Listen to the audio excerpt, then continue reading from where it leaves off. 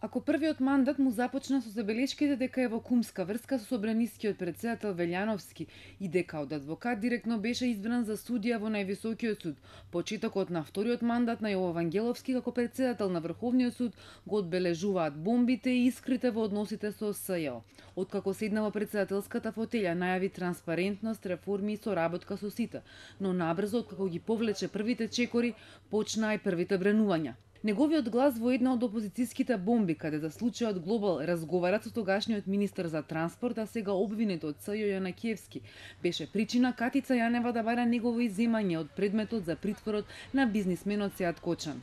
Ми прави проблем едниот од судиите, затоа што на решението кое што е донесено од твоја страна, го нема твојот подпис. Значи во списите на предметот... А чиј подпис има?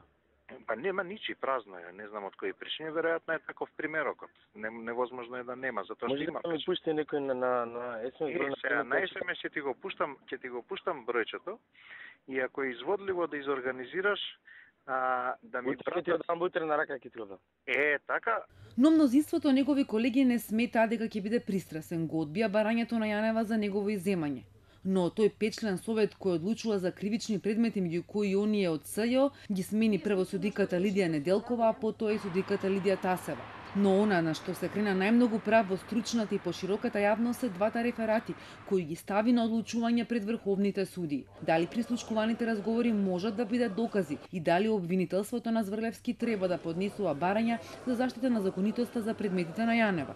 Овие две прашања ги поделија судиите од Врховниот суд, па дури ги разболеа. Неколку пати се одржуваше, прекинуваше и одложуваше маратонската општа седница. Професори, сегашни и поранешни судии оценија дека за ваквите потези се крие обид за блокада и поставување на стопки за СЈО. Со еден збор, ако се тоа прифати, укинување на јавното специјалното новинство. Идниот ден тоа треба да се спакува и да оди.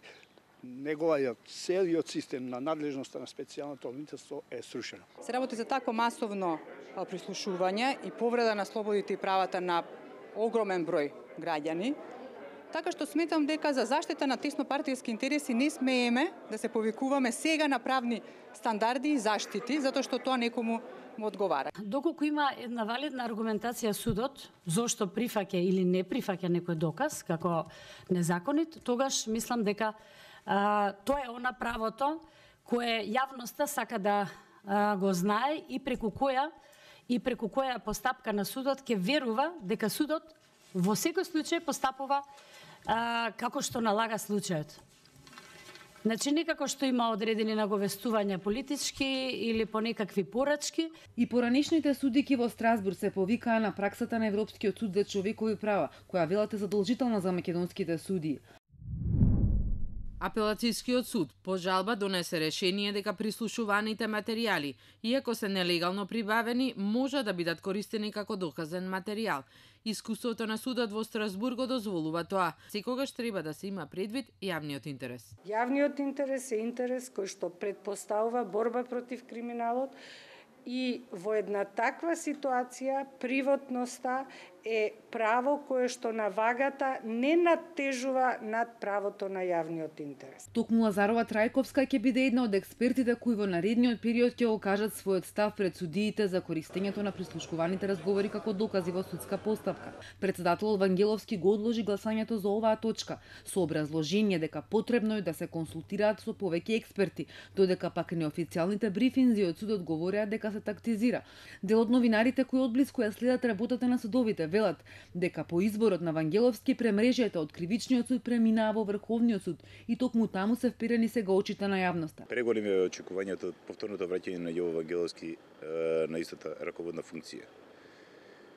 Првичното чувство беше дека нешто ќе се промени во начинот размислување, во начинот на однесување. Меѓутоа со фамозните реферати кои ги предложи до своите колеги, се испостави на крајот дека се е исто, само е малку поразлично. Конечно се одржа таа општа седница на која видовме дека сепак судиите почнале да размислуваат на свој начин. Врховниот суд самиот се внесе себе си или создаде една деликатна состојба комплетно непотребна, бидејќи отвори некои правни дилеми кои што за пошироката јавност, особено за експертската јавност, се сосема неоправдани.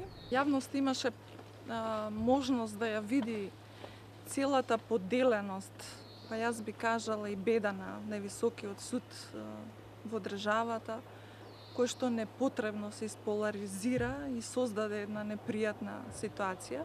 Во периодот што следува, Врховен треба да донесе клучни одлуки, освен за бомбите, за притворот во Труст, притворот на Талевски, апсењето на Темелко.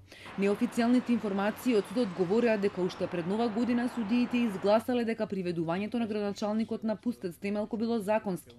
Но одлуката се уште не била напишана, со што не се смета за готова. Но откако Вангеловски ја смени Неделкова од кривичниот совет, сега повторно ќе се решава за овој предмет и може да има и поинаков исход од гласањето. Рокадата на екс-председателката Неделкова, Вангеловски пред новинарите ја образложи со тоа дека лиферувала доверливи информации во некои медиуми, а подоцна изема и оддел од предметите на барање на адвокатите на Кочани на Темелко, со објаснување дека незиниот син е ангажиран од СЈ. Неделкова тогаш за Телма одговори дека одлуката е незаконска, бидејќи како што вели не може да биде иземена со спинувани причини и тоа од предмети по кои не постапува. Објасни дека сите кривични предмети физички се земени уште на 30 март, кога беше распоредена во друг оддел.